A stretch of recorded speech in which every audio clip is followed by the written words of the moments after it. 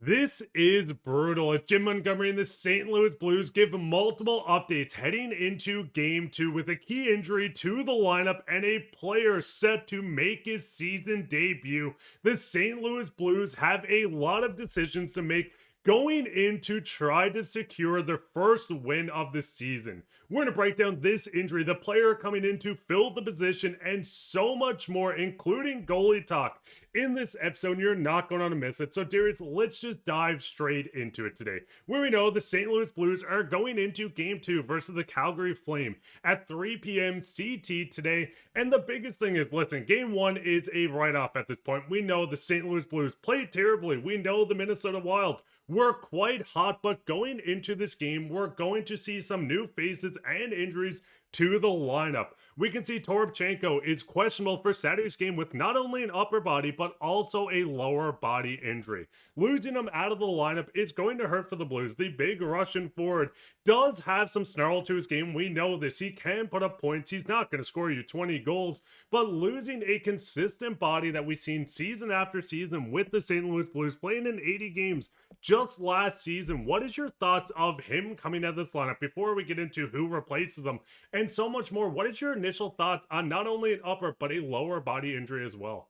Yeah, so soon into this young season, we already have so much movement within the lineup, and we'll get to that in a second. But when I was looking at the injury and that it was reported that he was out and going to miss some time, I was wondering what the injury was and how he sustained it.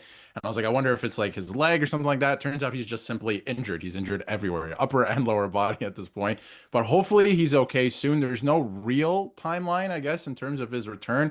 Doesn't seem like it's anything significant. We have seen some significant injuries around the league so far, just two, in some cases, one game into the season. So not great, that's for sure. And you never want to lose any player, especially a top player, but any player in that regard for the Blues. And he's a great player on the fourth line, of course, as we know, and playing that bottom six role. He can offer some point production. He's a big body, physical force, right? All of these things. And we're going to get to who's replacing him in a second because I think it's very interesting. But, I think the big thing here is, yes, you're not losing a Robert Thomas. Yes, you're not losing a Jordan Kyrou.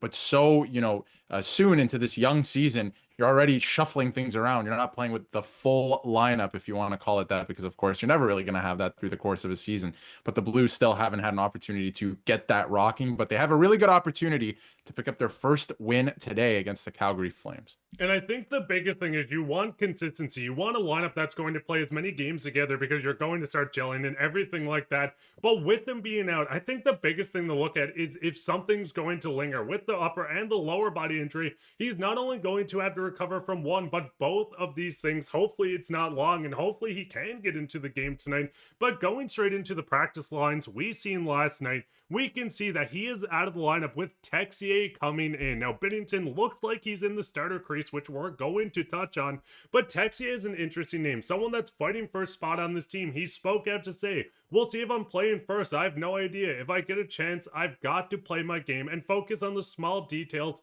of the game. Now, Texier is a player that has a lot of skill. He's oozing with skill. It just hasn't been showcased in St. Louis for the most part. I mean, Darius, listen, Texier can still come in very young, 26 years old, coming through 11 points in 31 games last year, 30 points the year previous with Columbus.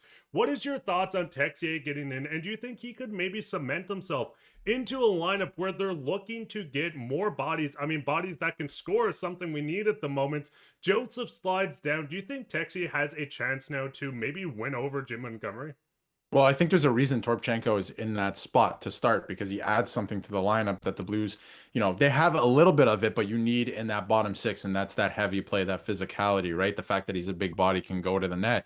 But I think Texier has a great opportunity here, right? Like something's just opened up for him. He has to, bust through that door now. We saw what he can do in Columbus. Like this is a very good player, right? So, let's see if he can make the most of this opportunity and what he does with it. But I think, in his quote in saying that, the Blues actually got away from in that first game a lot of the small details and the simple stuff in their game, clearing the front of the net, shooting the puck into the net and not into the goaltender's chest. These simple things in the game that you have to do to score, they got away from those things. So I'm glad that they're all talking about it. Seems like most of the players and the coach are on the same page, at least verbally. Let's see what the actions are in this next game, right? Which is going to be exciting. But I think that he recognizes that he has an opportunity here, and that's kind of what he's talking about. So I expect him to have a big game, and again, not do anything crazy or anything like that, but just play solid and see if the Blues can pick up a win. I think that, he's probably going to have to be a big part in this, because if the big guys aren't feeling it yet in the season, you're going to have to get some depth scoring as well. So hopefully the big guys and the top of the lineup get going today. But